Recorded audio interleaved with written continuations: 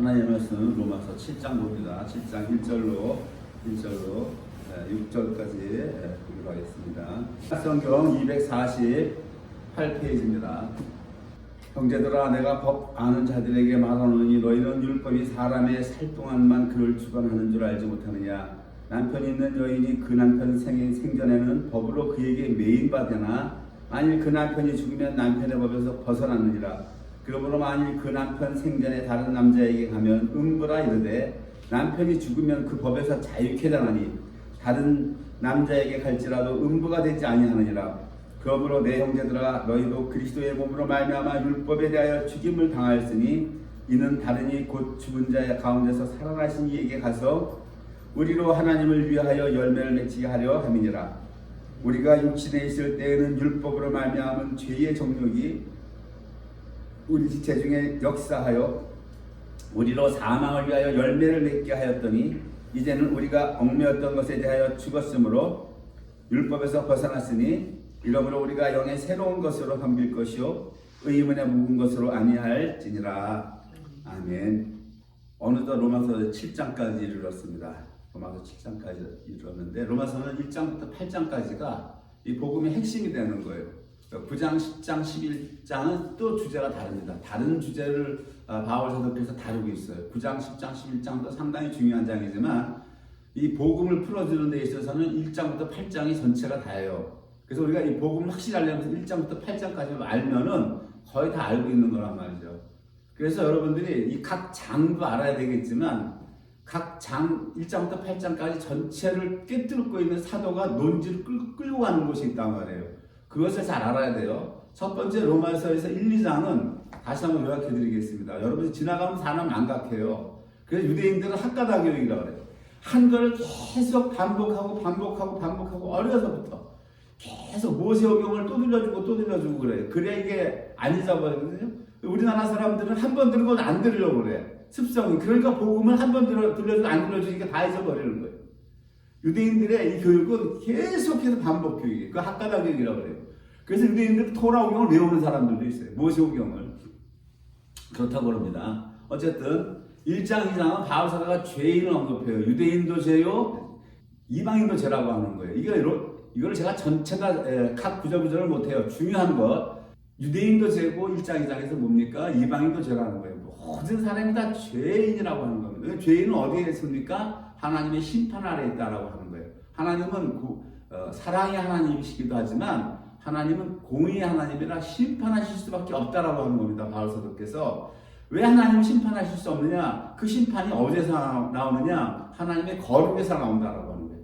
하나님은 사랑도 계시지만 이 거룩은 이 죄를 보고 못 지나가요. 이게 하나님의 거룩, 홀리네스. 하나님의 거룩하신 성품, 홀리네스는 죄를 보고 그냥 못 간다니까요. 반드시 죽여야 되고요. 진멸하는 거예요. 이 심판이라는 것이, 죄에 대한 심판은 뭡니까? 진멸, 죽이는 걸로 끝나는 거예요. 그래서 3장에서 그 죄인, 그 불의한 죄인을 살려주시기 위해서 예수님이 오셔서 이제 우리를 의인으로 만들어주셨다. 그 얘기를 하는 거예요. 이제 율법 외에 다른 의가 나타났다 하고 3장에서부터 그 의를 소개를 해요. 의를 소개하고 4장에서는 뭡니까? 그 의가 거저 얻는 의라고 하는 거예요. 우리가 힘들어서 얻는 것이 아니고 이 의가 선물로 거저 주어지는 것이다. 이 의가 그것을 예증을 하기 위해서 아브라함을 예를 들기 시작해요. 창세기를 도입해서 아브라함이 하나님을 믿으니 여호와께서 이를 그의 의로 여기셨더라. 이렇게 해서 이 의는 우리가 거저 얻는 거라고 하는 거예요. 선물로 이렇게 우리가 거저 얻는 의. 5장에서는 5장서부터 6장, 7장, 8장이 이제 이 성화를 다루고 있어요. 성화. 예수를 믿음으로 말미암아 의를 얻었다. 그 얻은 자는 이 땅에서 어떻게 가야 되느냐, 어떠한 삶을 살아야 되느냐, 이거를 집중적으로 다루는 게 5장, 6장, 7장, 8장이에요. 자, 의를 얻었는데 그 이 땅에서 어떻게 살래? 뭐 캐스라 살래? 이제 죄사함 받았으니까 살판 났다. 옛날에 그랬잖아. 율법 폐해졌고 이제는 막 살아도 돼. 그렇게 가벼운 값싼 해석을 내놔가지고, 예? 기독교인들이 한때 방종으로 나간 그런 해석도 값싼 싸구려 해석도 내놨었다고요. 근데 로마서에서 바울 사도는 결코 그럴 수 없다라고 하는 겁니다. 결코 그럴 수 없고 이 땅에서 살아가는 데 있어서 제일 첫 번째가 죄의 문제를 언급해요. 죄의 문제를 언급하는 것이 6장이에요. 6장인데 이 죄라는 그 자체를 규명하는 게 5장이란 말이에요. 죄가 뭐냐? 범죄가 아니라고 그랬어요. 죄라는 것은 바로 옛뱀이라고 하는 거예요. 그놈이 우리 속에 들어와서 항상 역사를 했는데 6장에서부터 뭘 다릅니까? 이 옛뱀이 우리 안에 있는데 이 죄에 대해서 우리가 죽었다라고 그러죠. 주님이 십자가에 못 박힐 때 우리도 함께 죽었다. 그렇게 알고 여겨라. 그렇게 알고 여겨라. 그래 6장에서 마지막에 뭡니까? 이제는 너희 지체를 의인에게 드려 하나님께 열매를 맺게 하라. 거룩에 이르라 이렇게 말씀을 해요. 이 땅에서 사는 성도의 삶은 딱 두 가지로 바울 사도가 압축해서 논지를 끌고 나가는데 성도는 죄와 싸워야 되고 그다음에 뭡니까? 우리의 지체를 예수님께 드리라고 하는 거예요. 의인에게 드려. 이신칭의 예수를 믿음으로 말미암아 의를 얻었다라고 하는 게 뭡니까 여러분? 그 추상적인 개념이 아니란 말이에요. 의라고 하는 것이. 이제는 조직 신화책을 보면 이제 정당하다, 올바르다, 인정한다, 이렇게 추상적인 개념을 다 늘어놨는데 그 말장난이에요, 말장난. 의를 얻었다라고 하는 건 의는 예수님 그분이거든요. 그분이 나에게 들어왔다라고 하는 거예요. 그분이 내 안에 생명 되신 그분이 내 안에 들어왔다고 하는 이신칭이라고 하는 것이. 그렇기 때문에 생명 되신 그분이 내 안에 들어왔기 때문에 성도는 이 땅에서 죄와 싸워야 되고 내 안에 들어오신 그분만 바라보고 살라고 하는 것이 성화, sanctification의 이 바울 사도가 이끌어가는 주제가 되는 거예요. 8장에서는 뭐라고 얘기하냐면은 오늘은 7장을 다루는 부분이지만 그 의를 뭐라고 바꾸냐면 성령으로 바꿉니다. 이제 성령 따라 살아라. 그러니까 의라고 했다가 바울 사도가 예수 그리스도라고 했다가 성령으로 했다가 단어를 이렇게 바꾸는데 다 똑같은 거예요. 의가 예수님이고 예수 그리스도가 성령님이라고 하는 얘기입니다. 똑같은 이야기입니다. 근데 오늘 이제 율법에 대해서 죽였다고 그래요. 오늘 본문에서 남편이 살아있는 동안에는 우리가 법에 매였다고 그래요. 그 율법에 매여있다고 그래요. 구약 성도들은 모두 4,000년간 율법에 매인받은 거예요. 그 결혼관계란 말이에요. 신화상에서 율법을 줬을 때 첫 남편이에요. 율법이 첫 남편, 첫 번째 돌판. 첫 번째 돌판이 첫 남편으로 지금 바울 사도가 비유를 해서 풀어주고 있어요. 그 법에 결혼관계로 매여 있었기 때문에 다른 사람한테 가면 신부가 뭐예요? 이거 창녀다 이거예요. 근데 남편이 죽으면 그 법에서 자유케 당하니 다른 남자에게 할지라도 의무가 되지 아니한다. 남편이 죽었어요. 죽었는데 이제 다른 남자한테 가도 괜찮다라고 하는 거예요. 우리나라 조선조 때는 4대부 마님들은 남편이 죽어도 못 가요. 남편이 죽어도 갔으면 어떻게 되는 거예요? 완전히 그 집안은 이제 막 공격을 받아가지고 난리가 나는 거예요. 수절이라도 수절. 대감마님이 돌아가셔도 우리 조선조에는 그 혼례 관계의 법이 안 깨진단 말이에요. 그대로 존속됐다고요. 조선조의 법이 상당히 사람 올가매는 법이에요. 올가매는 법. 결혼 관계는 부부가 양자가 살아있을 때만 존재하는 거예요. 살아있을 때 같이 의무가 발생하는 거지. 한쪽이 죽었는데 그 무슨 의무가 더 발생하냐고요. 성경에서 하나님이 그렇지 않다라고 얘기하잖아요. 조선조 법이 그렇게 악했습니다. 악독한 법이었어요, 이것이. 자, 이제 남편의 법에서 벗어났다고 그래요. 근데 율법은 죽습니까? 율법은 절대 안 죽어요. 그렇죠? 하나님의 입에서 나온 법이 죽는 거 봤어요? 율법의 남편 절대 안 죽어. 예수님은 뭐라고 그래? 천지가 없어지는 한이 있어도 이 율법은 1.1핵도 변하지 않고 다 이루어진다 그랬단 말이에요. 그러니까 남편은 영원히 안 죽고 영원히 살아있으니까 거꾸로 뭐가 돼야 돼요? 신부가 죽어야 돼. 신부가 죽어야 벗어나는 거예요. 그래서 바울 사도가 뭐라고 그래요? 그 남편이 죽으면 남편의 법에서 벗어났다. 이건 세상법을 얘기하는 거예요. 세상법도 그랬다라고 하는 거예요. 그 당시에. 근데 이제 율법의 비유에서는 뭐예요? 이제는 율법이 아니라 우리가 율법에 대해서 죽임을 당했다라고 하는 거예요. 율법에 대해서. 예수님께 가기 위해서. 의의 두 번째 남편 예수님께 가기 위해서 우리가 반드시 이 율법을 해결해야 된다고 하는 거예요. 율법에 대해서 우리가 죽어야 돼요. 율법 첫 남편은 안 죽는다는 말입니다. 그래서 잠언 29장 18절을 보면 이렇게 되어 있습니다. 묵시가 없으면 백성이 방자히 행하거니와 율법을 지키는 자는 복이 있느니라 그래요. 묵시라고 하는 것은 하나님의 계시, 하나님의 뜻. 하나님의 뜻이 전달된단 말이죠. 선지자들 보면 다 뭐라고 그래요? 아미떼 아들 어느 선지자에게 하나님의 말씀이 임한 묵시라 이러잖아요. 그것이 뭐예요? 묵시라는 하나님의 뜻이란 말이에요. 율법도 하나님의 뜻이에요. 하나님의 말씀은 다 묵시가 되는 거예요. 묵시가 없으면 백성이 방자에 향한다. 율법을 지키는 자는 복이 있다라고 그래요. 율법을 지키면 복이 있다고 그랬는데 왜 율법에 대해서 우리가 지금 죽임을 당한다고 합니까? 그리고 신명기에서는 율법을 지키면 생명과 복을 받고 못 지키면 저주와 화를 받는다고 신명기에 분명히 하나님 말씀하셨어요. 율법이 근간이 되는 거예요. 이스라엘 민족의 삶의 근간, 지키면 생명과 복을 받고 못 지키면 화와 저주를 받는다고 되어 있는데 이스라엘 민족은 이 신명기 3장 15절의 말씀에 하나도 해당이 안 돼요. 하나도 못 지켰단 말이에요. 이스라엘이 지켜냅니까? 못 지켜내요. 못 지켜냈으면은 하나님의 말씀대로 뭐예요? 화와 저주가 와야 되잖아요. 화와 저주가 와야 되는데 하나님이 이스라엘 역사서를 보면 화와 저주로 이스라엘을 처리하셨냐고요. 하나님의 거룩하신 홀리네스의 성품이 이스라엘이 율법을 못 지키니까 이걸 갖다 화와 저주로 때렸습니까? 단 한 번도 없어요. 단 한 번도 없어요. 그 대표적인 것이 사사기에 나타나는데 사사기에 이스라엘 백성들이 또 하나님의 목전에 악을 향하여 바알을 음란하게 섬겼더라고 했을 때 하나님이 화와 저주로 대하지 않냐고 이들이 돌아올 수 있게끔 블레셋을 들어와서 치게 해요. 때려서 이들이 부르짖고 뉘우칠 때마다 사사를 보내서 건져주시는 은혜를 베푸셨단 말이에요. 신명기의 말씀에 비추면 반드시 이스라엘 민족은 화와 저주를 받아야 된단 말이에요. 화와 저주를 받아야 됨에도 불구하고 하나님은 화와 저주가 아니에요. 그 다른 나라의 밑에 그 몇십 년 동안 종살이하게 만든 것은 징계의 매예요. 징계의 매지 사사기에 나타난 하나님의 그것은 징계의 매일 뿐이지 그 저주와 화가 아니라는 것을 우리가 알아야 된단 말입니다. 그리고 부르짖을 때마다 뭐예요? 항상 사사를 보내서 은혜를 베풀었어요. 다시 건져주시는 은혜. 이스라엘이 못 지켰으니까 신명기 30장 15절 말씀에 비하면 어떻게 돼요? 분명히 화와 저주를 받아야 되잖아요. 받아야 돼요. 근데 한 번도 안 받았어요. 다 건져주셨단 말이에요. 그러면 여기서 딜레마가 뭐냐? 하나님이 하신 말씀은 다 땅에 떨어집니까?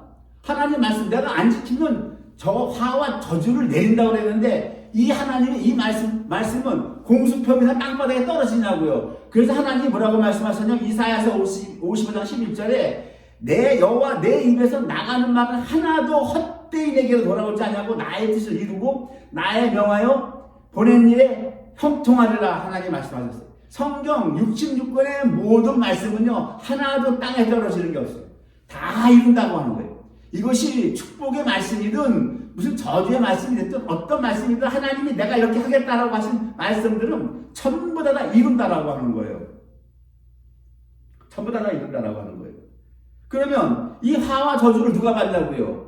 구약 내내 하나님이 화와 저주를 안 대했어요. 열왕기도 마찬가지입니다. 열왕기도. 그 화와 저주를 누가 받아요? 예수님이 신약에 초림하셔서 십자가에서 골고다 지시면 이 화와 저주를 다 받은 거예요. 다 받고 돌아가심으로 말미암아 이사야서 55장 11절 내 입에서 나가는 말이 하나도 헛되이 내게로 돌아오지 아니한다. 이 말씀 그대로 다 이루어지는 거예요. 그리고 신명기 30장 15절에 이 율법을 지키면 생명과 복을 받는다는 것도 누가 받는 거예요? 예수님이 홀로 받았잖아요. 예수님이. 율법을 누가 지켰어요? 예수님 혼자만 지켰단 말이에요. 그래서 예수님이 생명이죠. 예수님이 부활하셨잖아요. 부활 생명. 그걸 그저 헬라어로 조예요. 영원한 조의 생명. 조의 생명을 받아서 첫 번째 천년에 부활의 천년명이 예수님이잖아요. 예수님이 생명을 받았어요. 신명기 30장 15절에 그 말씀이 응하고 성취되는 것이 예수님이 성취하셨단 말이에요. 율법을 다 지키셔서 부활하셨고 복만 남았어요. 복을 아직 예수님이 못 받았다고. 천년왕국을 누리는 복이 남아있단 말이에요. 천년왕국. 그 복을 아직 못 받았어. 그 복을 언제 받아요? 주님이 재림하셔서 받는 거예요. 근데 오늘 신학이 뭐예요? 천년왕국 없다고 그래요. 이게 무슨 신학이 이런 게. 천년왕국이 없대. 그럼 예수님은 그 복을 언제 받냐고. 부활만 하셨을 뿐이야. 부활만 하셨고 이 나라를 다스려야 되잖아요. 그리스도의 나라를 다스리는 천년왕국이 없다라고 이게 신학이라고 있다고 가르치니까 그 예수님 복을 언제 받아요? 그 복을 언제 받냐고. 신명기 30장 15절에 분명히 율법을 지키는 자는 하나님이 두 개를 준다. 생명을 주고 복을 준다고 그랬는데 예수님은 부활 생명을 받았는데 복을 못 받았잖아요.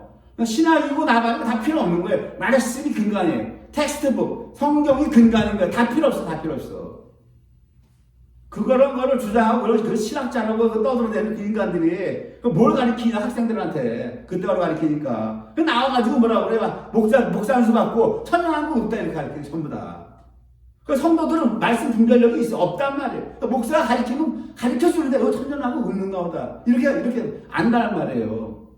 어떻게 알든지 말든지 주님은 반드시 재림하셔서 세상을 심판하시고 주님은 천년왕국을 이루어 나가세요. 성경이 그렇게 말씀하고 계시니까. 중요한 것은 이 율법을 사람들이 두 가지로 반응을 해요. 도저히 지킬 수 없는 것이다라고 깨달은 사람들도 있고, 일반 사람들, 성도님들, 그리고 신학자 중에서도 열띤 토론을 하는데, 아니다. 사람이 지켜낼 수 없는 것을 하나님이 주고 지키게 했겠느냐? 그 당시 이스라엘 공동체에게 주신 율법은 지킬 수 있는 것을 주신 것이다. 지킬 수 있는 것을 주고 지키라고 그러셔야지 지키지도 못할 거 주고 지키라고 했겠느냐? 아니다. 그거 아니다. 그렇게 주장하는 신학자들도 있단 말이에요. 많아요. 그 숫자가 적지 않단 말이에요. 그 율법을 지킬 수 없다라고 하는 주장하는 쪽이 있고, 지킬 수 있는 거야. 그러니까 하나님 주고 지키라고 했지. 이렇게 주장하는 두 무리로 나눠진단 말이에요. 그게 어느 게 정답이에요? 여기에서 마태복음 22장이 주님이 말씀을 하세요. 마태복음 22장은 상당히 중요한 장인데, 이것은 이 마태복음 22장은 세 가지의 주제가 합해져 있어요. 첫 번째 주제가 마태복음 22장 첫 번째가 혼인잔치를 비유를 들어요. 혼인잔치에 예복을 입지 아니한 자가 들어와 앉았는데 그것을 주인이 내쫓아요. 이 예복 입지 아니한 자가 누구냐? 내쫓는단 말이에요. 나가라고. 이 예복이라고 하는 것이 성도가 이 땅에서 맺어야 할 빛의 열매, 의의 열매를 얘기하는 거예요. 이게 예복이에요. 그러므로 마태복음 22장은 성막으로 비유하면 성소의 구원을 얘기하는 거예요. 성소의 구원. 분향단이 있고 떡상이 있고 금등대가 있는 그것을 얘기하는 거예요. 성막으로 따지면 구약의 성막으로 따지면 성소를 얘기하는 거고, 그 기도를 해서 주님의 인도를 받아서 떡상에 떡을 진설하는 그것을 보여주는 것이고, 그것을 지금 주님은 마태복음 22장에서 딱 한마디 예복이라고 해요. 예복을 입지 아니한 자를 내쫓아요. 혼인잔치는 어디예요? 주님의 천년왕국 때 혼인잔치 한단 말이에요. 혼인잔치를 주님이 제일 마셨을 때 신랑과 신부가 우리 떨어져 있잖아요. 지금 떨어져 있는데 그때 만나서 혼인잔치 하는데 예복이 입지 아니한 내쫓는다라고 하는 거예요. 그리고 이 예복이라고 하는 것이 요한계시록 가서 뭐로 바뀌냐면 세마포로 나와요. 세마포. 성도들의 옳은 행실이라고 그래요. 행위라고 그런단 말이에요. 그러면 우리나라에서는 지금 이런 성소의 행위의 구원을 칼빈과 이 루터의 신학에 근거해서 싹 다 없애버렸으니까 행위는 구원 안 받는다. 이렇게 얘기하고 있는데 성경은 아니라고 하는 거예요. 성소의 구원이 있고 지성소의 구원이 있다라고 하는 거예요. 지성소의 구원은 행위가 조금도 안 들어가고 선물이고 은혜고 값없이 주는 건데, 성소의 구원은 그렇지가 않다라고 하는, 성도가 예복을 준비해야 된다라고 하는 것입니다. 천년왕국의 혼인잔치, 신랑 왔을 때 혼인잔치 하려면 반드시 예복을 준비해야 된다라고 하는 거예요. 오늘 본문의 7장이 율법에 대해서 죽임을 당한 우리는 예수 그리스도께로 가라고 하는 이것이 뭡니까? 바로 다음에 나오는 8장에서 나오는 예복을 준비하기 위한 거예요. 예복을. 우리가 주님과 함께 성령 따라 삶으로 말미암아 우리가 천년왕국에 주님 재림하셨을 때 혼인잔치에 들어가는 것, 그것을 준비하는 것을 풀어주는 것이 로마서 지금 6장, 7장, 8장이란 말이에요. 그 다음에 두 번째가 어떤 게 나오냐면 사두개인과 로마서 마태복음 22장에서 혼인잔치, 그 다음이 사두개인과 예수님과 부활 논쟁을 싸우는 게 나와요. 부활 논쟁. 그럼 이것이 어떠한 연관을 갖습니까?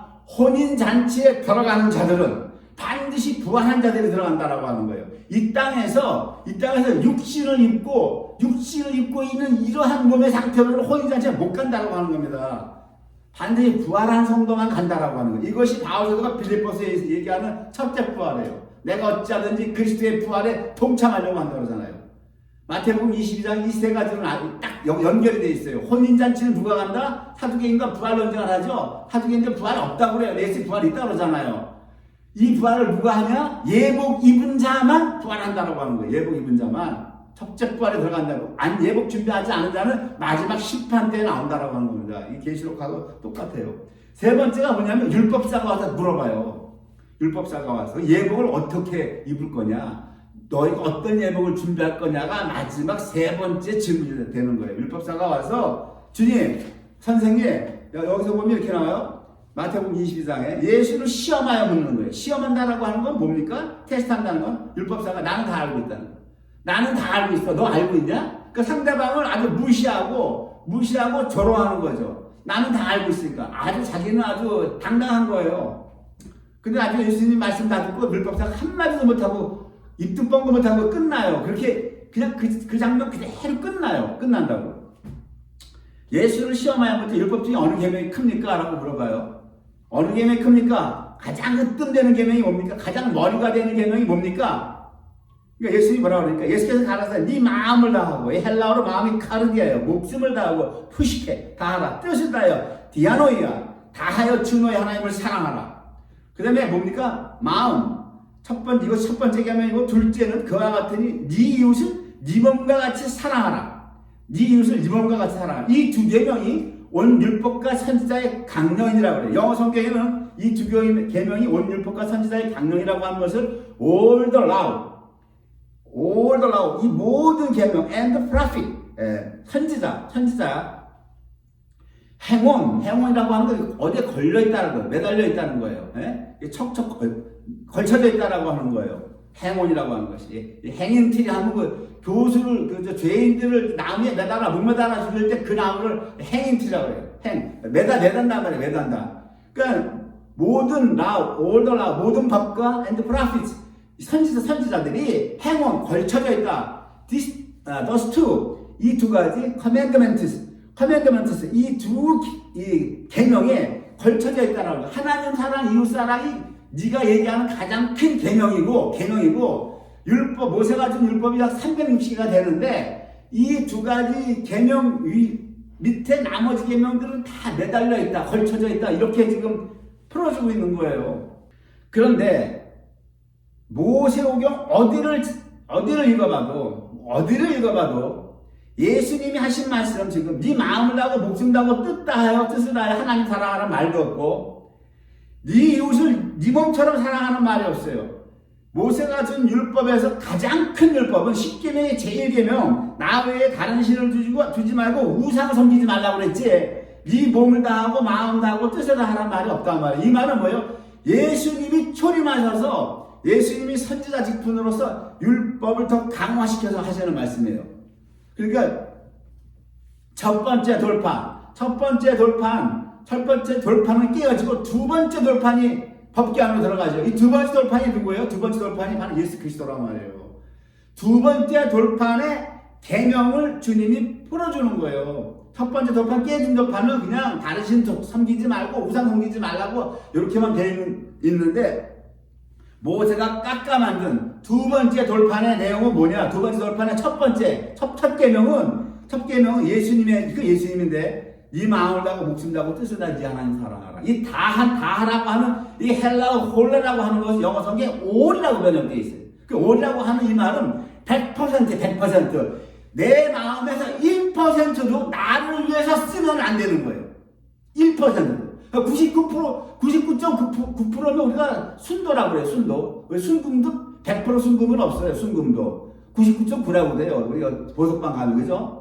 예수님은 99.9도 안 된다고 하는 거예요. 100% 다 네 마음을 다 해서 하나님을 사랑해야 그것이 사랑이라고 하는 거예요. 목숨도 마찬가지라고 하는 거예요. 뜻도 마찬가지라고, 뜻도. 예수님이 그 뜻을 100% 다 하나님께 바치는 장면이 어디입니까? 겟세마네라고 해요. 겟세마네. 아버지여 내 뜻대로 마옵시고 아버지 뜻대로 하라 그러죠. 예? 예수님도 죽기가 싫었어요. 이 잔을 나에게서 넘겨달라고 그랬잖아요. 넘겨달라고 그랬는데 예수님이 마지막에 뭐라고 그래요? 그러나 내 뜻대로 마옵시고. 주님이 사복음서를 보면은 이 공생의 33년의 모든 기간에 사복음서를 보면 모든 마음을 다했고 모든 목숨을 다해서 하나님을 섬겼어요. 그러나 마지막 십자가에 달릴 때 예수님의 뜻이 100% 하나님께 향했어야 된다고요. 그것이 마지막에 겟세마네 피가 땀이 피같이 그런 기도를 드리잖아요, 예수님이. 그런 기도를 드리면서 내 뜻대로만 없어. 그러니까 다 보면서 뭐를 증언하는 거예요? 예수님만이 마음과 목숨과 뜻을 다해서 하나님 사랑하신 분이에요.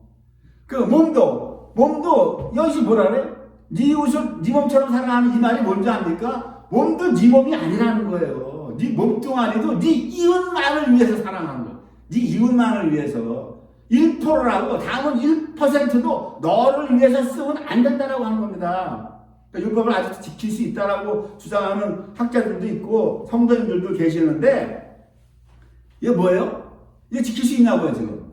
내 마음에 1%도 뺏기면 안 돼. 내 몸뚱아리도 나를 위해서 쓰면 안 된단 말이에요. 그런데 구조가 어떤 구조예요? 우리는 선악과 먹고 타락한 인류는 구조 자체가 프레임 자체가 자기만을 알고 자기만을 위해서 사는 이 구조를 갖고 태어났다고요. 우리가 태어나기를. 예? 그것이 어때요? 애국이잖아요. 애국. 출산지가 애국이에요. 나만을 위해서 살고 나만을 위해서 모든 것을 쓰는 거예요. 그 구조를 타고난 인간들이 율법을 지킬 수 있다고 주장하는 학자들은 어떤 근거냐고요. 그래서 예수님이 율법을 이렇게 딱 못을 박는 거예요. 이게 무슨 말입니까? 너희는 지켜낼 수 없다라고 하는 거예요. 이거 나만 지켜낼 수 있다는 거예요. 나만. 그래서 예수님이 율법을 십자가에서 다 이루잖아요. 겟세마나에서, 이 골고다에서. 아직도 율법을 우리가 지킬 수 있다라고, 하나님 지킬 수 있는 거 줬어 이러는 거예요. 예수님이 뭐라고 그래요? 그 율법을 더 강화시켜서 이렇게 말씀하세요. 그러니까 율법자가 뭐예요? 아무 소리 못하는 거예요. 그러니까 뭐예요? 나를 위해서는 어떤 계획도 세우면 안 돼. 자식을 낳고 재테크, 여보 우리가 얼마를 벌면 얼마를 모아서 얼마를 모으면 1년에 얼마 모아지니까 10년을 모으면 아파트를 분양을 받을 청약을 하고 이런 계획 나를 위해서 하나도 세우지 말라고 하는 거예요. 새해 해돋이를 보러 정동진에 가서 동해바다 가서 해오르는 걸 보자. 그건 너 위해서 계획하지 말라는 거야. 네 마음과 목숨과 뜻을 다해서 주 너의 하나님만 사랑하라 했잖아요. 예?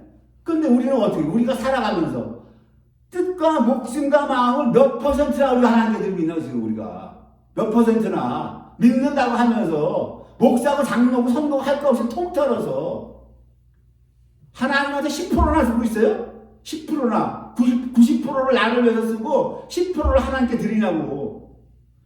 구조 자체가 선악과 따먹고 타락한 인류는 마귀가 뭐라고 네가 하나님 되라 그랬잖아요. 네가 너 위해서만 살라고. 너 위해서. 그러니까 모든 구조가 뭐예요? 배우자도 나를 위해서 선택하는 거예요. 결혼도 저 사람을 맞춰서 내가 살아야 되는 거. 성경적으로 보면 와이프를 위해서 내가 맞춰서 살아야겠다 이런 마인드로 결혼하는 사람이 있단 말이에요. 여자도 마찬가지예요. 남편을 위해서 내가 맞춰서 살아야겠다 이런 마인드로 결혼하는 사람이 있어요. 우리는 구조가 뭐예요? 내가 위주인데 저 사람 내가 시집 가기 위해서 내가 좋은 남편을 내가 고를 거야. 내가 기준이잖아요. 내가 장가가기 위해서 나한테 맞는 와이프를 내가 고를 거야. 기준이 나잖아요. 이게 뭐예요? 이게 뱀새끼라 뱀새끼. 선악과 먹은 거. 이런 게 무슨 마음과 목숨과 뜻을 다해서 하나님 사랑하냐고요. 그런데 아직도 율법을 지킬 수 있다고 방방 뜨는 신학자들이 있어. 그걸 논쟁이라고 하면 안 된다고. 그걸 논쟁이라고. 그런 걸.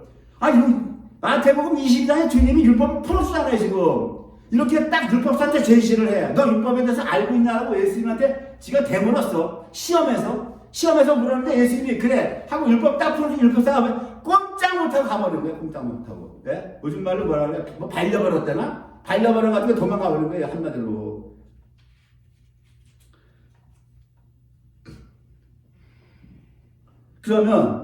그래서 율법을 이렇게 주님이 다 이루셨다고요.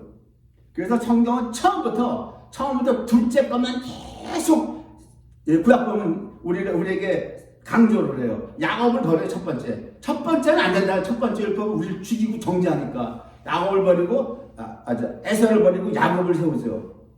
므낫세를 버리고 에브라임을 택한단 말이에요. 야곱이 차자 둘째에게 오른손에 가서 안수를 하잖아요. 므낫세 첫 번째를 왼손이 간다고. 이게 뭡니까? 둘째 사람 마지막 아담이죠. 마지막 아담, 둘째 아담. 예수님이 오셔서 우리를 건지자. 두 번째. 돌판도 첫 번째 돌판은 끼어지고 두 번째 돌판이 법궤안으로 들어가죠. 예수님만이 우리의 구주라는 걸 계속해서 그 모형하고 있는 거예요. 예수님만이. 이렇게 예수님 앞에서 예수님이 오셔서 율법을 이루셨는데, 그러면 이제 우리가 한 가지 봐야 되는 문제가 있어요. 신약에 와서도 역시 똑같으냐, 이 부분이 여기서 바울사도는 아니라고 하는 거예요. 이제 신약에 와서는 아니라고 하는 겁니다. 대반전을 일으키는 거예요. 구약 내내 우리가 율법을 지키지 못하고 율법 앞에 패배하고 무릎 꿇고 살았는데, 그런데 그랬음에도 불구하고 하나님은 이스라엘을 은혜로 대했다고요. 은혜로 대해줬는데, 그러니까 율법을 지키냐 마냐, 그때 당시 로마에서 유대인도 있었고 이방인도 있었기 때문에 이 문제가 많이 불거졌고 이 문제를 해결해야 돼요. 해결해야 되는데, 사도들은 예수님과 똑같이, 잘 보세요, BC와 AD를 같이 사는 인물들이에요. 우리는 AD 신앙만 살아요. 그죠? 그래도 2000년 지나서. 그러나 당시의 사도들은 구약과 신약을 함께 그 연대를 살았던 분들이란 말이에요. 로마서 7장은 이걸 잘 봐야 돼요. 로마서 7장은. 구약 때는 뭡니까? 얼마나 죄의 법이 바울 사도가 로마서 7장에서 보면 죄의 법이 너무나 강해서 내가 이기지 못하는 걸 보게 돼요. 내가 이걸 이기지 못하는 거를. 그래서 7장 10절에 뭐라 그럽니까? 생명에 이르게 할 그 계명이 내게 대하여 도리어 사망에 이르게 하는 게 됐다. 계명이 사망에 이르게 하는 것이 되었다라고 그래요. 이사야서 63장 17절에 이런 말을 합니다. 여호와여 어찌하여 우리로 주의 길에서 떠나게 하시며 우리의 마음을 강팍케 하사 주를 경외하지 않게 하시나이까 그래요. 자, 하나님의 주의 길에서 떠난 건 이스라엘이 떠났어요. 그렇죠? 이스라엘이 떠났고, 주님을 경외하지 않은 것도 이스라엘이 경외하지 않았어요. 바알을 음란하게 섬겼다고요. 그럼에도 불구하고 선지자서 이사야서는 어떻게 되냐면 그 모든 것을 당신이 이렇게 만들었다고 하는 거예요. 지금 여호와여 어찌하여 우리로 주의 길에서 떠난 건 이스라엘이 떠나는데 이 모든 덤태이 하나님한테 뒤집어 씌우는 거야. 에? 당신이 어떻게 해서 당신을 떠나게 하고 우리의 마음을 강팍케 해서 당신을 경외하지 않게 하십니까? 이건 뭔 얘기냐고 또. 예? 신약에서 바울은 이렇게 얘기합니다. 로마서 11장 32절에 하나님이 모든 사람을 순종치 아니하는데 가둬뒀다고 그러는 거예요. 그럼 뭐예요? 이것은 맞죠? 하나님 가둬뒀다고 그러는 거예요. 이것은 모든 사람의 긍휼을 베풀려 하십니다. 갈라디아서 3장 22절 그러나 성경이 모든 것을 죄 아래 가뒀다. 죄 아래 가뒀다. 이는 예수 그리스도를 믿음으로 말미암는 약속을 믿는 자에게 주려 하심이라고. 구약은 이랬다라고 하는 거예요. 구약은. 그래서 구약은 하나님이 가둬놨기 때문에 어떻게 할 수가 없어요. 내가 하나님을 경외하고 싶어도 되지가 않는 거예요. 되지가 않아. 다윗이 하나님을 얼마나 경외했어요. 다윗이 하나님을 얼마나 사랑했어요. 그럼 하나님 어떻게 해요? 그러한 어떤 장면을 연출하잖아요. 결국 바세바를 범하죠. 다윗 너에게도 뭐다? 예수가 필요하다는 거예요. 그걸 깨달으라고 하는 거예요. 너에게도 은혜가 필요해. 그걸 깨닫게 하는 거예요. 그러면 도대체 왜 구약에는 이렇게 안 됐습니까? 창세기에서 하나님이 뭐라고 얘기를 해요? 뱀에게 사지를 딱 결단해가지고서 사람 속에 들어가게 한 다음에 뭐라고 그럽니까? 하나님이 메시아가 여인의 후손이 오면 너는 여인의 후손 메시아의 발꿈치를 물고, 그죠? 발꿈치를 물고 메시아는 그 여인의 후손은 네 머리를 상하게 한다 그랬단 말이에요. 머리통을. 근데 구약 내내 그 뱀이 머리가 상하지 않았죠. 메시아가 안 왔기 때문에. 뱀이 우리 속에 팔다리는 잘려져서 들어왔지만 머리통은 살아있단 말이에요. 근데 신약과의 차이는 뭐예요? 신약에 그리스도의 십자가가 쓰고 나서는 예수님이 돌아가심으로 말미암아 뭐예요? 뱀의 머리통을 박살냈단 말이에요. 이것이 6월절이라고요. 6월절에 첫 장자를 죽이잖아요. 첫 새끼를 죽였죠. 첫 새끼를 죽이는 그 장면이 사탄의 나라를 박살내는 건데 그것이 창세기 3장에서 내 아들 예수가 십자가에 달릴 때 네 머리통을 박살내서 사탄의 나라를 괴멸시킨다고 한 거란 말이에요. 그것이 이루어지기 전까지는 어떻게 됩니까? 이놈이 머리통이 살아있어서 얼마나 강력하게 역사를 했는지 우리는 구약을 안 살아봐서 모른다고요. 구약을 안 살아봐서. 지금 사도는 구약과 신약을 같이 살았잖아요. 사도는 구약과 신약을 같이 살았단 말이에요. 그래서 사도가 구약시대를 살아봤기 때문에 생명에 이르게 할 그 계명이 내게 도리어 뭐예요? 사망이 이렇게 하게 되었다고 얘기해요. 그리고 신앙을 또 경험했어요. 사도는 주님을 믿었고 주님의 성령을 받았다고요. 그래서 로마서 6장 14절에 뭐라 그래요? 이제는 죄가 너희를 주관치 못하리니 이는 너희가 법 아래 있지 아니하고 은혜 아래 있다라고 이 주장을 하는 거예요. 이 주장이 서로 상반된 게 아니란 말이에요. 구약 때에는 뱀이 머리가 안 상했어. 그렇기 때문에 이게 우리 안에 있는 뱀이 우리 속에 있어요, 여전히. 근데 우리 안에 있는 뱀은 뭐예요? 팔다리가 잘라지고 대갈통이 박살난 뱀이라고요. 구약에는 팔다리는 잘라졌고 머리가 박살나지 않았다. 몸이 머리가 살아있으면 힘을 왕성하게 쓰잖아. 근데 머리가 죽었어. 지금 이 얘기하는 거예요. 바울 사도가 로마서 7장에서. 이제는 내 속에 죄법이 있다고 하는 거예요. 있지만 이놈은 머리가 박살났어. 그렇기 때문에 죄라는 게 뭐예요? 단죄죠. 단죄죄는 사탄이라고 했잖아요. 뱀이라서. 뱀이 너희를 주관치 못한다고. 이제는 못하리니 이제는 너희가 법 아래 있지 않냐고 은혜 아래 있다. 이 얘기하는 거예요. 그 율법에 대해서 죽인다고 하는 것은 우리가 죽임을 당했다고 하는 바울사도의 가르침도 히브리서 7장 12절하고 똑같아요. 제사 직분이 변혁됐다고 그래요. 변혁이라고 하는 건 변하여 바뀌었다라고 하는 거예요. 구약에서는 사람이 제사를 드렸어요. 제사장이. 사람은 죄인이죠. 흠 많고 흠 많은 레위 지파를 제사장으로 삼았지만 신약에서는 점도 없고 흠도 없으신 예수님이 대제사장이 되셔서 자기 몸으로 동물로 드리지 않냐고 몸으로 제사를 드렸단 말이에요. 제사를 드렸기 때문에 제사직분이 이렇게 바뀌었기 때문에 율법도 반드시 바뀐다고 하는 율법도 바뀌는 일이거든요. 그렇기 때문에 오늘 본문에 구약의 율법에 대해서 우리가 죽임을 당해야 되는 이 율법은 안 죽는다라고 하는 거예요. 첫남편은 안 죽기 때문에 신부가 죽어야 돼. 신부가 죽어야 이 율법의 법에서 우리가 얽매였던 법에서 빠져나오는 거예요. 빠져나와서 어떻게 돼요? 이제 둘째 남편한테 가라는 거예요. 둘째 남편한테 가서 이제는 뭐라 그래요? 의문에 묵은 것으로 섬기지 않냐고 영의 새로운 것으로 성령의 새로운 것으로 우리가 섬기하기 위해서 이제 우리가 빠져나와야 된다라고 하는 거예요.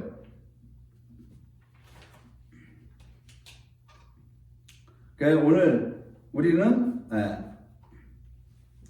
똑같은 법이 있지만 그 죄의 법도 있고 우리 안에 성령의 법도 함께 있어요. 이것이 성도의 이 땅에서의 삶입니다. 악이 함께 있다고 했어요. 바울사도는 내가 한 법을 깨달았노니 선을 행하기 원하는 나에게 악이 함께 있다. 악이 함께 있다라고 하는 거예요. 이 파라케이타이, 이 헬라어 함께 있다라고 하는 파라케이타이라고 하는 것은 언제나 늘 항상 함께 있다라고 이놈이. 그래서 성도가 구약에는 이놈이 절대적 지배를 절대적으로 지배를 해서 절대적 지배라고 하는 건 뭐예요? 저항하지 못하는 지배, 저항해서 빠져나오지 못하는 지배. 그래서 바울 사도가 뭐라고 그래요? 너희가 그때는 그에게 종노릇했다. 종이라고 하는 건 뭐예요? 예속돼서 못 나오는 거잖아요. 그런데 신약은 뭐예요? 이놈이 있지만 절대적 지배가 아니라 지금 뭐예요? 바울 사도가 얘기하는 건 상대적 지배라고 하는 상대적 지배. 왜? 예수님이 머리통을 박살냈기 때문에. 상대적 지배는 뭐냐? 저항해서 몰아낼 수 있는 지배라고 하는 거예요. 저항해서. 그렇기 때문에 신약에서의 죄는 뭐예요? 우리의 이 뱀, 옛뱀, 이놈은 우리 속에 있는 이놈은 우리의 순종을 먹고 왕노릇한다고 하는 거예요. 내가 이놈한테 순종을 안 주려고 벨버둥을 쳐도 구약 시대에는 절대적 지배예요. 머리통이 안 깨졌기 때문에. 그래서 어쩔 수 없이 끌려갔다라고 하는 거예요. 그러나 신약에는 예수님의 십자가로 이 머리통을 깼기 때문에 이제는 상대적 지배다. 내가 이놈한테 이 죄에게, 뱀에게 내 의지를 주지 않고 순종을 주지 않고 버티기면 몰아낼 수 있다라고 하는 거예요. 이놈이 나를 그래서 왕노릇하지 않을 수 있다라고 하는 거예요. 이 로마서 10장이 이래서 해석을 잘해야 돼요. 얼핏 보면 로마서 10장 얼핏 보면 이거 성도는 평생 이 죄의 법 때문에 오호를 하는 곤관자로다. 누가 나를 사망의 법에서 건져내라 이 절기만 하고 살아야 되느냐 하는데 아는 거라고. 이거 만약에 그렇게 쭉 일관된다고 한다면 아까 로마서 6장에서 사도 바울이 죄가 이 옛뱀이 이제는 너희를 주관치 못한다는 이 말을 어떻게 할 수 있느냐고요. 그래서 사도가 왜요? 사도들이 구약과 신약을 아우러서 살았던 거예요. 양쪽 경험을 다 했다고요. 바울 사도는 절대적 지배를 받아봤어요. 죄의 절대적 지배. 내가 얘를 이기지 못하는. 그래서 뭐라고 그래 사도가? 내가 마음으로는 하나님의 법을 섬기고 육신으로는 죄의 법을 섬기라고 그 고백을 하잖아. 이것이 구약시대란 말이에요. 머리통이 안 깨졌기 때문에. 그러나 신약에 와서는 뭐라고 그래요? 이제는 내가 이 죄의 법 안에 있지 않다고 하는 거예요. 상대적 지배라고 하는 거예요. 그러니까 죄라고 하는 이 옛뱀이라고 하는 이놈은 뭐예요? 지금 머리통도 깨졌어요.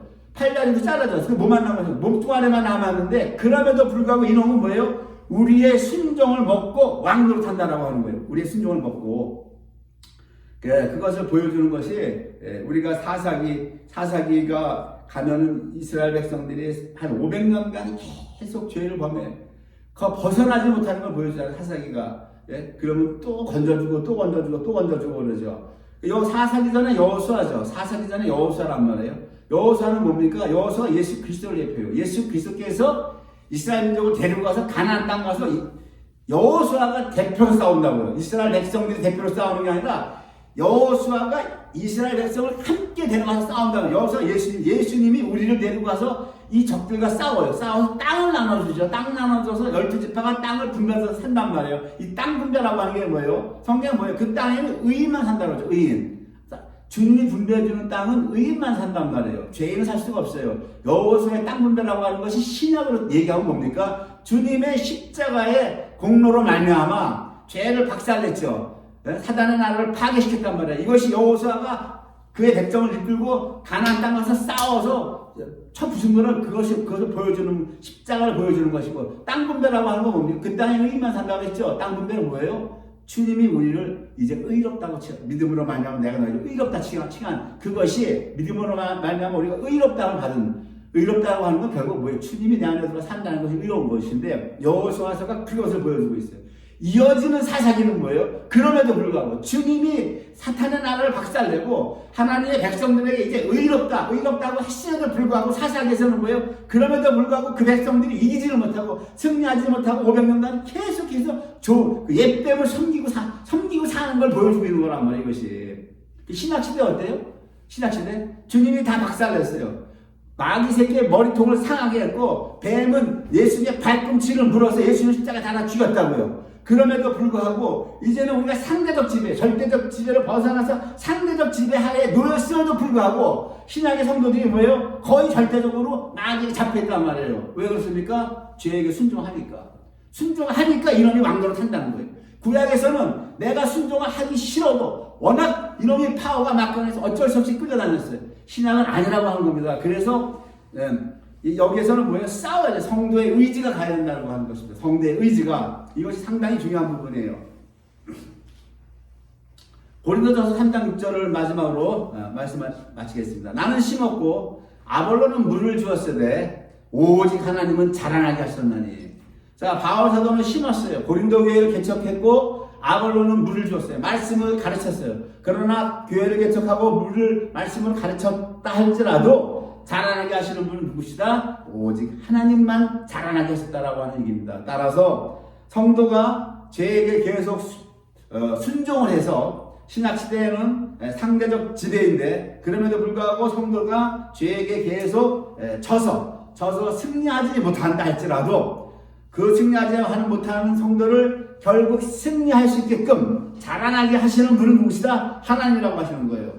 하나님의 영광 받기 위해서 하나님께서 반드시 그렇게 하나님께서 자라나게 하신다고 하는 겁니다. 어디까지, 얼마까지 자라나게 하시는 것도 하나님의 주권이고, 그렇게 하나님이 은혜, 자라나게 하는 것도 여기 뭡니까? 고린도서 3장 6절에 보면은 이것도 하나님의 은혜라고 하는 거예요. 우리의 의지도 마땅히 가야 돼요. 의지도 마땅히 가야 되지만 이 의지만 가지고 100% 성취되는 게 아니라고 하는 겁니다. 하나님의 또 한 번의 은혜. 나는 심었고 아볼로는 물을 줬지만 하나님이 자라나게 하시는 그 은혜가 있어야 된다고 하는 겁니다. 주님이 십자가에서 피를 흘리셨고 우리를 의롭게 하신 그 첫 번째 은혜도 우리에게 주셨지만, 두 번째로 뭡니까? 우리를 또한 자라나게 하시는 그 은혜가 부어져야 그때 비로소 우리가 죄와 싸워서 승리할 수 있는 그러한 역사가 있으리라고 저는 믿으면서 말씀 마치겠습니다. 기도하시겠습니다.